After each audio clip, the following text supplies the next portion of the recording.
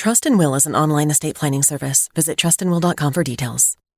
Ooh, Trust and Will.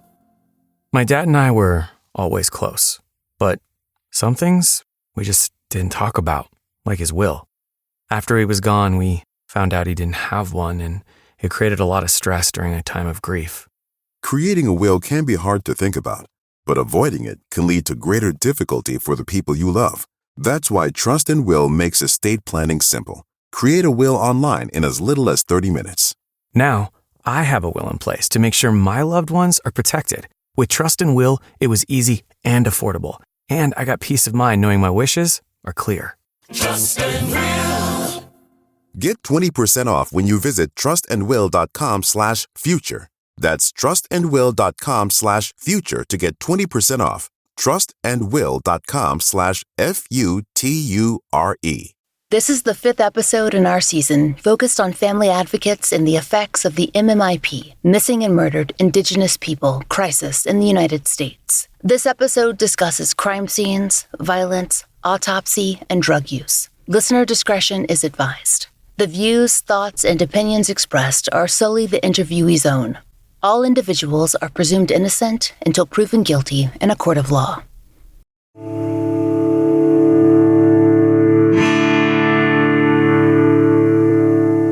This is The Fall Line.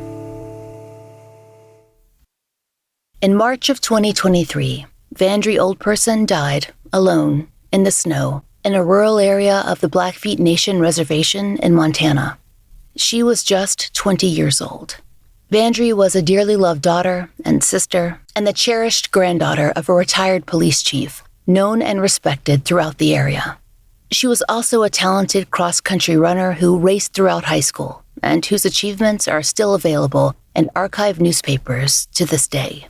Because Vandree grew up on the reservation, her family says that she had not just heard the stories of other missing and murdered people like Matthew Rattlesnake Grant or Ashley Loring Heavy Runner or Leo Wagner. She grew up with them or their family members or their friends. The connections, they were everywhere.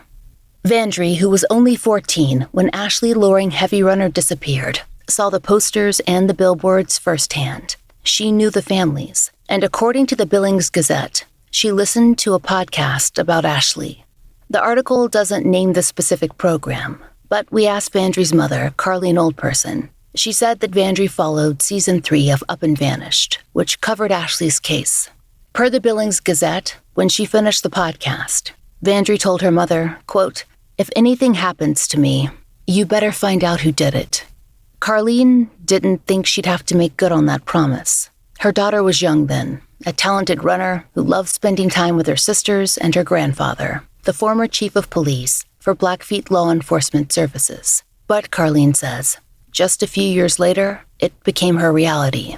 Vandree went out one night, and she never came home.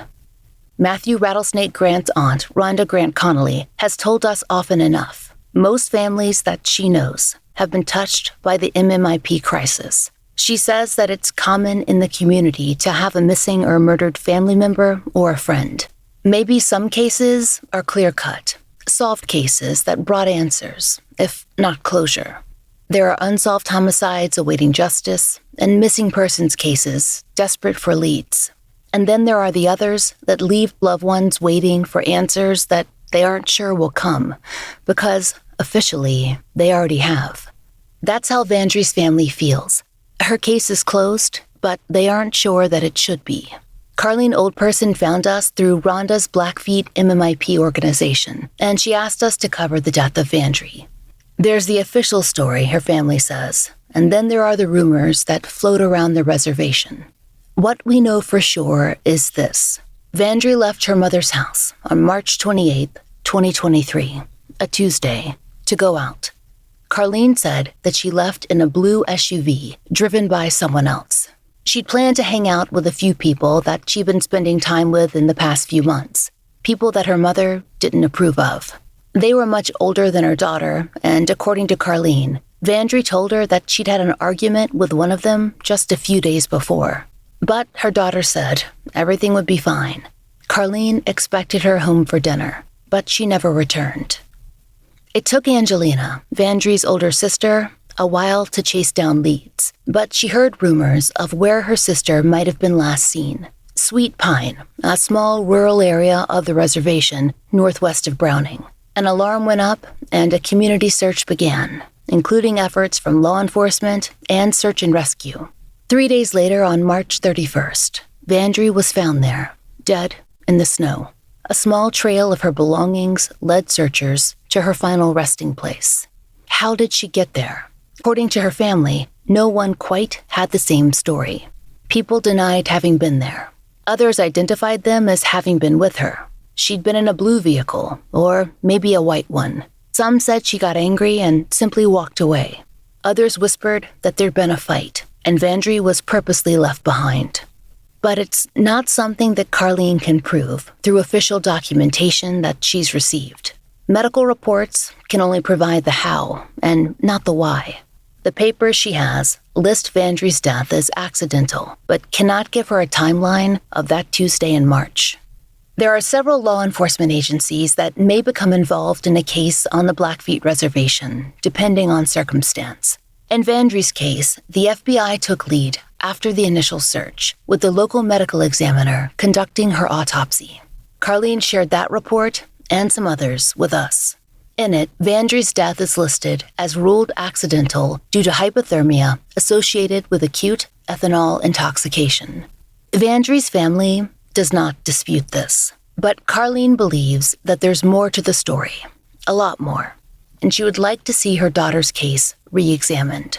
Carlene has told outlets like KZBK in Montana that she considers Vandree's death a murder. It's a belief that she holds based on circumstance, personal interaction, and what her family has heard around the reservation since. There are people who were with Vandree at some point on Tuesday, March 28th, 2023, before she died. Carlene says that others have spoken up since then, just not to law enforcement. When the Billings Gazette covered Vandree's case back in 2023, it was still referred to as open. Carlene tells us that it has now been closed by the FBI. When we reached out for a statement, the regional office declined to comment, and our FBI FOIA on this case is still pending.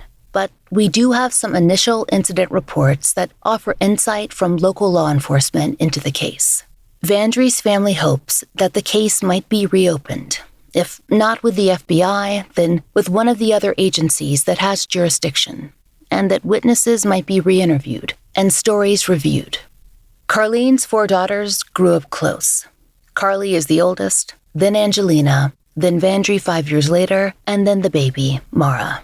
Part of their bonding was the use of family nicknames. Carly goes by Honey, the baby Mara is Big Ma because she's so petite. Vandree was Vange. And Angelina tells us that she's known as Taco, short for Indian taco. Her grandfather, Carl OldPerson, gave her the nickname. He had his own, Bugsy, and his second wife, Mercedes. The family called her Bum or Bum Bum. They were a huge part of the girls' lives. According to Carlene, they had a major role in raising her girls. She and Angelina described Vandree as friendly and funny and an imaginative child. That was something her grandfather Carl especially loved about her. Well, Vandree, she's always been an outgoing, and when she would tell stories, She'd look up. she wouldn't look at you. She'd be so into her story. She'd be just looking at the sky, just telling her story a mile a minute. But she and my dad always would talk about that. Oh, I love it when my baby would tell a story. My dad was, oh my gosh, he was our rock. He had a hard life, and family was everything to him. He was just a godly man. You know, he loved and feared God, read his Bible every day. He didn't give up hope in me. And me, I was a chronic alcoholic. And that's why he raised my daughters. And not every grandparent, but it's mostly, that's what it seems like, the grandparents on the reservation take care of their grandkids. And he took my daughters. and he raised them. And I tell my daughters that they were lucky because some of the grandparents aren't able to take, and a lot of the grandchildren suffered. Me being sober for 2 years, it's kind of eye-opening to the trauma that people that we just have in everyday life here, And I see how my daughters, by the grace of God, they had my dad and they had Mercedes, and they took them and raised them while I struggled with addiction of alcoholism. Because of that closeness, Carlene says, her girls considered Carl to be their father more than their grandfather. He was the man that raised them. Yeah, people would get confused and Vandree would argue with them, and that's my dad. Yeah, but that's Carlene. No, I don't care. That's my dad, not her dad. That's my dad. That's serious. That was the argument, and she'd win. We'd just give up. Carlene and Angelina, Vandree's older sister, said that being at his house was a comfort. It was their favorite place. He was our everything. He was everybody's everything. Just his wisdom, him being the chief of police. He told us right from wrong. He never judged. Just to be up in that environment with my dad, that's what we all craved. Everybody craved it. His house was home. It's, food, laughter, reading his Bible, just, and yeah, him cooking for his dogs. Oh, he'd get mad because he didn't think dogs should be in the house, but he would cook. He would stand at the stove and cook for the dog. Yeah, him and Bum were good cooks. Mercedes, he started out as a jailer, working for the Blackfeet Law Enforcement. First, he was on the roads, working for the road department. Then he started out as a jailer, and then he became a cop. And through high school, he would drop us off in his police car. My other siblings didn't like it. I didn't care. I thought it was cool. He ran a tight ship, but everybody loved him. He was fair. And Bum was like the head jailer. And even all the inmates, they still talk to her about her this day, her cooking, how good they were to the prisoners, And he was just an honest man. I was super proud of it. And he served and worked for the tribe over 42 years. And when he retired, they honored that and gave him a Pendleton blanket. He was so good at what he did.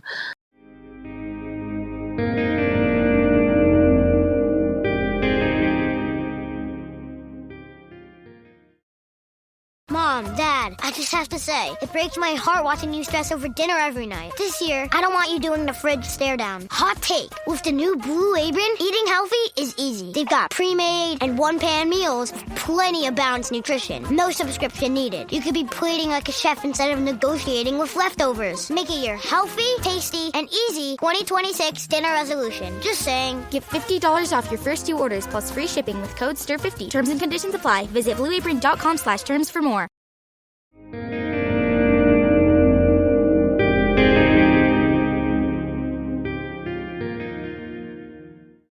When her girls got old enough, they decided to go to school, at least during the week, at what they describe as the Blackfeet boarding dorm. Angelina told us it was about 8 miles outside of town. Yeah, we went to boarding school, my mom would be, on her, we call them benders, on her toots. Well, she would be out, we would go to boarding school just because it would help, my dad while he'd be working, Boarding school would allow us to go down there and, how would you say, just meet new friends, do activities. They were always going to the movies and pizzas, going swimming, taking us bowling, going to the park. We went to Silverwood so many times. We went to Great Falls. We went to Kalispell. We didn't mind boarding school because it was fun for us, you know. I think if my mom was like even sober and we still would have went. That's just how we were. We liked boarding school. We liked being out of the house. We like making friends, we like doing things, being out, being adventurous. It was fun, and we learned how to like do our own laundry, how to take care of ourselves. Just like as we got older, those RAs would help us, and the other girls being down there, we got to grow up with them, so we got to help each other in our community as the girls. Like the friends that I have from boarding school, I still keep in touch with them. We're still very close. Vandree had always been interested in running. It was a tradition in their family, and she was particularly good. We ran, me and Vandree started cross country when we were in boarding school. I think we started running as soon as we could. I remember me and Van started as young as as like second grade. We were trying to get in there. My dad was an avid runner. He ran daily. That's how I started running. That's how my little brother started running when we lived in Star School. We'd run with him. He'd stay in shape because he was a cop. He was great down at the Arizona Police Academy. They knew. They'd tease him. They'd say he had a belly, but he beat all the rookies, all the trainers, everybody. The family figures that one thing that made Vandree so good were her long legs, but she did not like being teased about them. One way her sisters could irritate her for sure was to come up with a good nickname to play on that feature. Daddy Long Legs. It's gonna stick. And she was upset about the name because we call her Long Legs because she's Dandy Long Legs. Call me no spider. Or she'd get offended. And when Vandree would get insulted or get upset, oh my goodness, you better just get away from her, because she was so persistent to plead her case, and she was very outspoken. She was very determined to not let you get to her, but also it's like how she would talk back. Her comeback. Yeah, her comeback. Wit. Her wits was strong. She was witty with it. She was quick with it. Carlene hoped that running might take Vandree on to college. After all, she loved to be active. But when Vandree thought about the future, the military seemed like it might be the right fit. Carlene wasn't so sure, though, and things had gotten hard at home with Vandree's grandfather Carl and his health. None of them were sure if they wanted to be away for too long. Well, what she had wanted to do and what we were trying to get her to do was to continue on with college and go to school. But her dream was to go into the military, and I fought against that. I didn't push her too hard, but then you see the big picture. My dad was sick. We just all stayed home, and Vandree was his caretaker. She took care of him. Carl had always had a bad knee, but he'd never let it slow him down much. Not until his last leg surgery in June of 2019. That's when things took a turn for the worse. Until then, he insisted on total independence, driving to every grandchild's sports game and exercising like he had as a young man. It was not the first time he'd had health issues, but this time, things felt much more serious. He had dealt with cancer before. And this was way back in, I want to say, it was early 2000, because I was living in Pablo.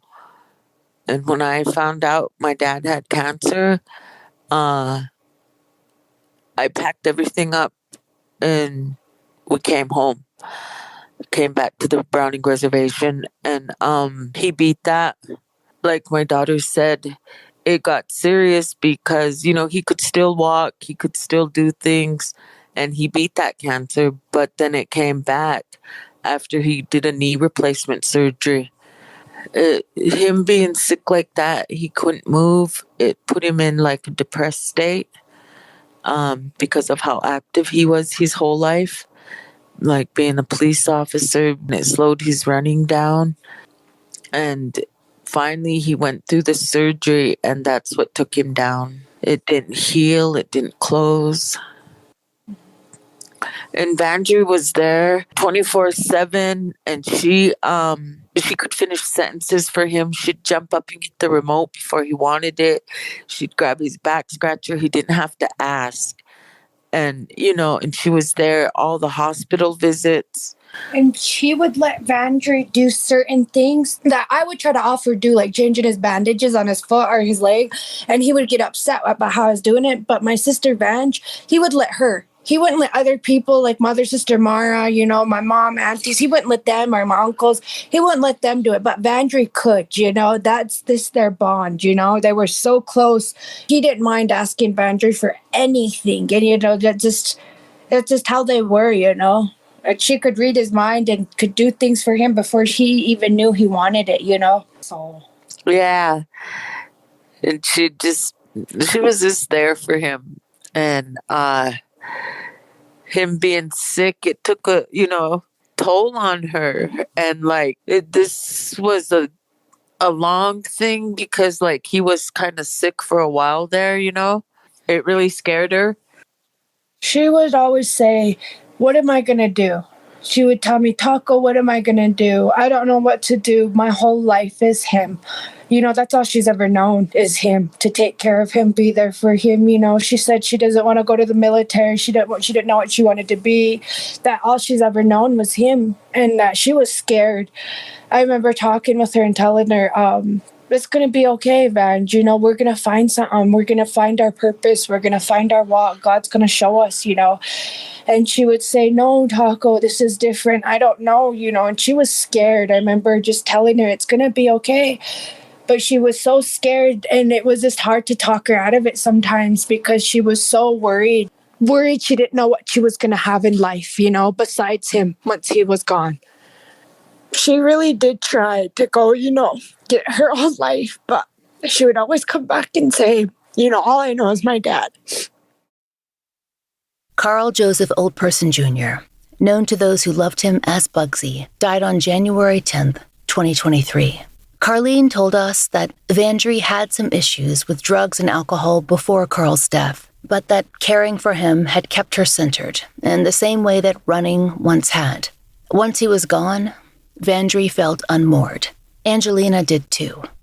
For my girls, it was a hard hit. And my other daughter, my oldest, she took off just right back to Texas. And these girls just tried to find a way to get away from the pain, because it was a significant loss. And we sat there, we seen our pastor cry, we seen the guys that never cry, and his loss had a big impact on everybody, our church, the only thing that my girls knew was to go out and hide or get away from their pain. After he was gone, she didn't have that spark, that light in her. Even though she tried, even though she really did try, it was gone. That twinkle in her eyes, that sparkle. It was dim. Vandree went out more with an older crowd than she'd usually hung out with. And one of those people was a man that Carlene describes as old enough to be Vandree's father. That was not the main issue, though. The new man was allegedly involved in drugs on a scale that frightened Carlene. Eventually, Vandree began to date him, and Carlene was worried. She tried to reason with Vandree. After I had found out that she was dating Kim, I tried to have a talk with her. I told her, you can't do that. That's not right. What would Dad say? And she blew up. She said, "Well, I'll move out, I'll leave." Vandree stayed in contact, but was gone from the house for weeks. Angelina says that while she had her own substance issues at the time, she was more worried about her sister because it felt like Vandree was chasing something that she wouldn't be able to find, an escape from Carl's death. And to do that, she was hanging out with people who didn't seem to truly care about what happened to her. No, she didn't love him. She didn't. She did not love him. She loved the feeling the drugs gave her. She loved the numbness the drugs made her have. That's what she loved. That's what she was trying to look for. And that's why she was with him. That's all it ever was, That helped her with the pain. Yeah. After a few weeks of constant worry through January and February of 2023, it felt like things might get better. Vandree came back to Carlene's house, thin and worn out and looking bone and soul tired. She wanted to talk to her family.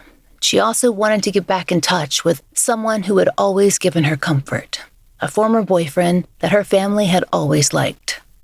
She came home and she apologized and she told me, she said she slept for like 2 weeks. For the first week, she was just slept. She couldn't eat, she just slept and drank water, come out of her room. But that next week, she was eating. I cooked her street tacos. Breakfast. She was eating good. And she was, getting healthy again. She could see the meat coming back. She was gaining weight. And she had told me, Mom, I'm sorry that I couldn't sober up for you. I'm sorry I couldn't sober up for Dad, because her friend Tony was incarcerated way back before my dad died. And that's who she was involved with before John. And she said that Tony had a whole plan, that she loved Tony and that she was going to sober up for him. They were moving to Great Falls. And, she meant it. She even told me, she was like, I got to quit, and I told her, I said, okay, Vange. I said, I have no intention of quitting. I said, so I need you to stay away from me. I said, I'm not quitting and I don't want to disrupt your sobriety or, have any. I said, so we kind of kept our distance, because she was getting sober and clean and she was getting her life together, applying for jobs. But after Vandree began feeling better, she did go out again and with some of the people that Carlene had been worried about. Angelina told us that on one of those nights, Vandree had been at another friend's place and that she'd allegedly gotten into an argument with some women who she'd found going through her clothes. There had almost been a physical altercation, but then things had calmed down. Angelina also heard that Vandree had been hanging out with that older guy again, whom the family had been concerned about. When Vandree returned to Carlene's house on Tuesday, March 28th, she told her mother that she was going out again and getting a ride from one of the women that she'd had that conflict with just a few days before. That concerned Carlene, but Vandree said not to worry. It had all been sorted out. She sat me back down and told me, no, Mom, it's good. It's all good. We resolved it. The situation's been fixed, I was like, okay, are you sure? And she's like, yeah. And I had this thing with my girls. I'd go take pictures of their license plate and see who's all with them and tell them, I better bring my daughter back.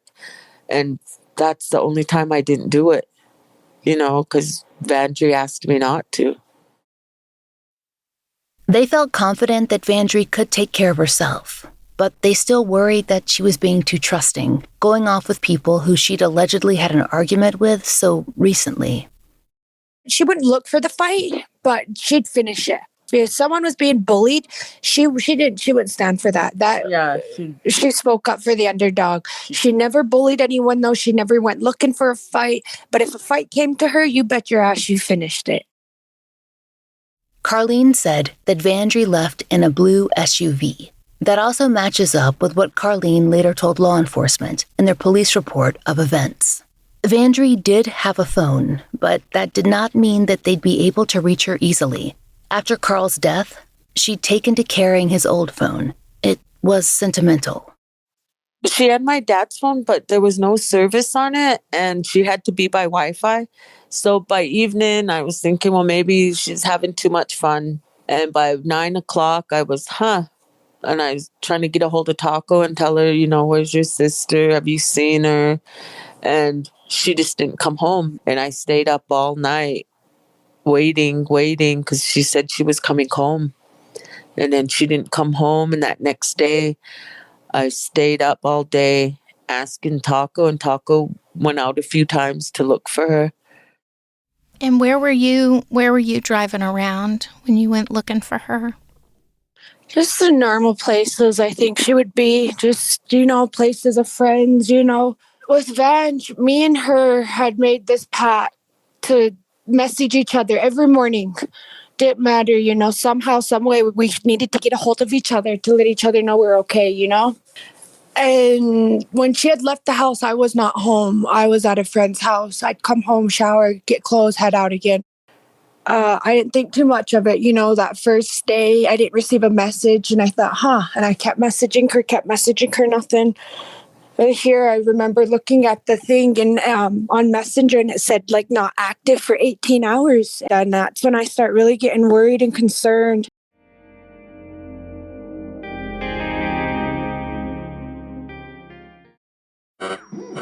We interrupt this program to bring you an important Wayfair message. Wayfair's got style tips for every home. This is Styles McKenzie helping you make those rooms sing. Today's style tip. When it comes to making a statement, treat bold patterns like neutrals. Go wild, like an untamed animal print area rug under a rustic farmhouse table from Wayfair.com. Arr, fierce. This has been your Wayfair style tip to keep those interiors superior. Wayfair, every style, every home.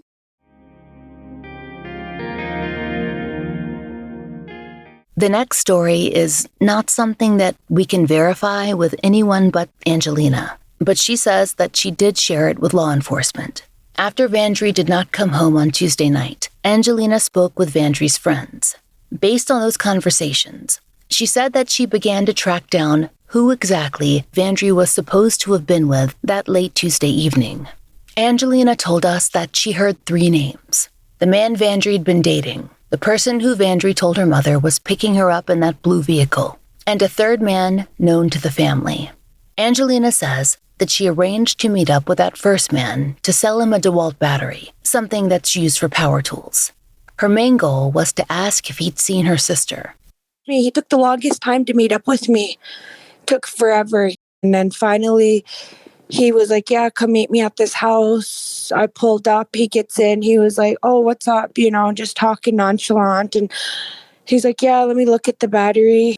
He's sitting there talking. And I'm like, yeah, do you know where Vange is? I'm like, I haven't heard from her in a couple days. She hasn't messaged, and he knows, that she's supposed to message me. I was like, she hasn't gotten hold of me. And I looked at him and he's like, no, I don't know. He's like, last time I seen her was when we was out to Sweet Pine. He said we got in a fight. I was blacked out. I was drunk, we was fighting and I blacked out. And she got in with her friends, she got in this white car and headed out, I think they headed back into town. I haven't heard from her though. He's like, I've been messaging her friends too. I've been messaging all her friends and no one's seen her. He's like, if you seen her, let me know. Get a hold of me, My feeling right then was, I was like, okay, something's up now, because all her close friends, I'd already gotten a hold of him and he didn't know that yet.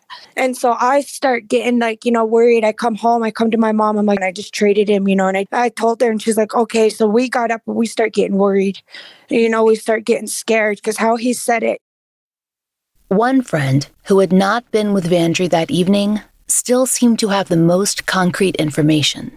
That friend allegedly told Carlene that they'd heard that Vandree had headed to Sweet Pine with several other people that night. They also said that they'd gotten a phone call late Tuesday asking for assistance. The story they'd been told was that the vehicle everyone was riding in had gotten stuck in Sweet Pine. Vandree's friend said the call was a request to help them get the car out of the snow, but they hadn't been able to, as they had no way out to Sweet Pine. On that call, there was no mention of a white car that had arrived to take Vandree away. Carlene had been housebound because of a knee injury, so while Angelina and several family members were out searching, she called Rhonda Grant Connolly, head of Blackfeet MMIP, who promised to help organize search efforts. In addition to calling Rhonda, Carlene said that she contacted Blackfeet Law Enforcement Services to alert them of Vandree's last known location. Another of their family members, Aunt Sweets, got in touch with Search and Rescue. Posts circulated in the community, asking for volunteers, and the professionals headed to Sweet Pine. By the time Carlene made it there, she said that a large area was blocked off to everyone except the searchers. So Carlene could only watch as her friends and her neighbors and law enforcement combed the area. By the time I had got up there, they had it blocked off. And that's when I was like, oh no, she's going to get so mad at me. Look at this fuss I'm making and I'm causing this big scene.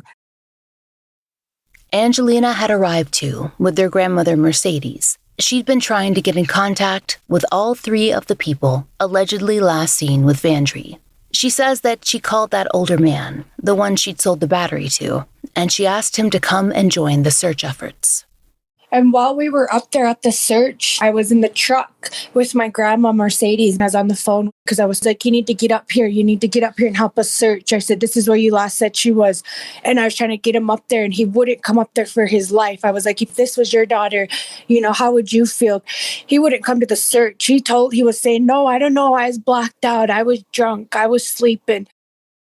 While Angelina was on the phone, one of the three people she'd heard had been with Vandree did show up to the search. He was someone her family had always been friendly with, and she hoped he could shed some light on what had happened that night. When she got out of the truck, still on the phone, she approached the second man and asked him if what she'd heard was true. Had he headed up to Sweet Pine with Vandree on Tuesday night? Had he seen her sister leave in a white car? Angelina says that he denied this. Allegedly, he said that he'd seen her sister earlier in the evening, but then gone home, and he'd never been with Vandree in Sweet Pine. I'm like, so whoever's lying, I don't give a f***. I said, just want you to, find my sister. Where's my sister? If you guys know something, tell us. I told them both, you guys have kids. If this was your child and this was your kid, how would you feel? Meanwhile, searchers had been combing the area for quite some time. Earlier on, a law enforcement team had noted an area where a vehicle, likely a truck or smaller SUV, might have become stuck. The report indicates that there were also footprints in this area. Then, quote, there was another set of vehicle tracks just past this location where the truck/SUV had driven off the road onto the upper embankment without becoming stuck. This was photographed and documented during the search. The searchers had also come across something else. Per the Billings Gazette, they found Vandree's purse. Inside it was her phone, among other personal items. The police report noted that a pair of sunglasses was found about 10 feet away.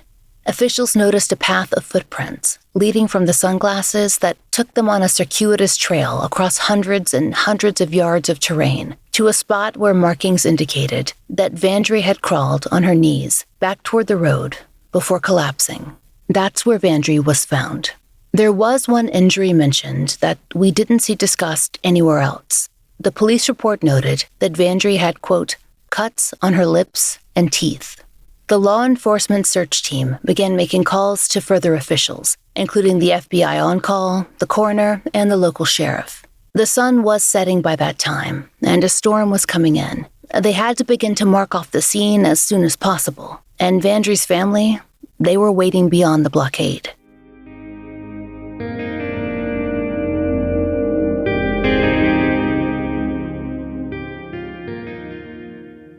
Down beyond the barrier, Angelina was still trying to get more information. She was frustrated and tired and desperate to know who would admit to having been with Vandree that night. 3 minutes after that is when the sheriff and a police officer come up to tell me and my mom that they found her. This is where it all circles back to the how and the why for Carlene and Angelina. The white car story has never made much sense to them. They know that she got to that area somehow, and the blue vehicle that she'd been in earlier in the day seems to be the most likely. Did Vandree walk away from a stuck car? Did she leave of her own volition after a verbal conflict? Or was she purposely left after an argument or a physical fight? And was enough done to find out which of those answers was true? Carlene says it's been hard to find out anything, since many people who knew Vandree have since remained silent. After the search, and after we had found her deceased, and after all that, after the funeral, none of them came, condolences, nothing, which is weird, especially on res. None of their families. We can't say what happened to Vandree OldPerson. We can't say if the rumors hold any weight. And that haunts her family. Carlene worries that Vandree's case was closed too quickly and that not enough people were questioned, or thoroughly enough, to see how the stories aligned. And there's another disturbing fact that Angelina has been tracking. She says that someone has been accessing Vandree's social media accounts. She wants to know why and if it can be looked into. I send Snapchats to my sister still, and they're being open. Yes, they're still in her messages. They're still in everything. Everything that I send my sister on Snapchat, these assholes are looking at it. Carlene told us she found out that the case was closed in September. That's when she says she was visited by the special agent who told her that Vandree's death was ruled accidental due to hypothermia. There is one possible lead that Vandree's family hopes will be investigated if her case is ever reopened. To their knowledge, it has not been so far, though, of course, they have not been given full access to all details of the case. One recurring rumor is the vehicle that was up at Sweet Pine that night, which they believe to be that blue SUV, got stuck. They've heard from a number of people that after its occupants failed to get help from friends, they had to call for a tow. If they were towed, speaking with the towing company could help verify exactly who was or who was not out there. Carlene believes that the involvement of additional local law enforcement agencies would be helpful. She wants to see more interviews, alibis reviewed, and rumors chased down. She knows she might not ever discover precisely what happened, but she feels that there is much more to uncover. After all, she hears people talking about it all the time, like the story is out everywhere except for the official record. Most of all, she wants her daughter's case to be given more time and to have the support of the community as she seeks that. I want that change. I need counsel behind us that are fighting for justice, that we're not known in that stigma as, oh, it goes on up there all the time. Oh, another Native just killed another Native. No. If you have any information regarding the death of Vandree OldPerson that you feel could lead to a reopening of the investigation, please contact Blackfeet Law Enforcement Agency at 406-338-4000. You can also contact the FBI's Salt Lake City Field Office at 833-345-7872. Next episode, we'll have an update on the case of Matthew Rattlesnake Grant. Look out for our mid-season episode in April, where you'll be hearing other updates as well. Thank you for listening. The Fall Line is an independent podcast, and we appreciate listener support.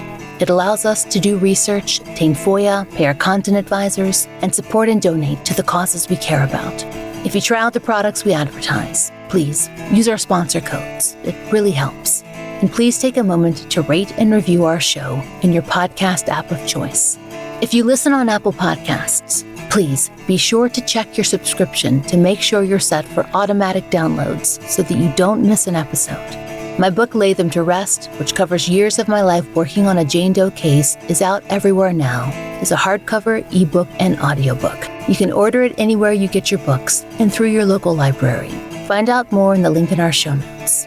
And if you'd like to support the show and the stories we cover, join us on Patreon or Apple Premium. 100% of our Patreon and Apple Premium earnings are supporting our Family Therapy Fund and actively paying for therapy for families who appeared on the show. On Patreon, you can get early release, ad-free versions of our regular episodes for $5 a month. If you prefer Apple Premium, you can subscribe there as well. On Patreon, we also post occasional giveaways, updates, and blogs, which all patrons can enjoy, starting at just $1. The Fall Line is written, hosted, and researched by Laura Norton, with additional research assistance by Melissa Gold, interviews by Brooke Hargrove, produced, engineered, and scored by Maura Curry. Content advisement by Vic Kennedy and Brandy C. Williams. Special thanks to Liz Lipka.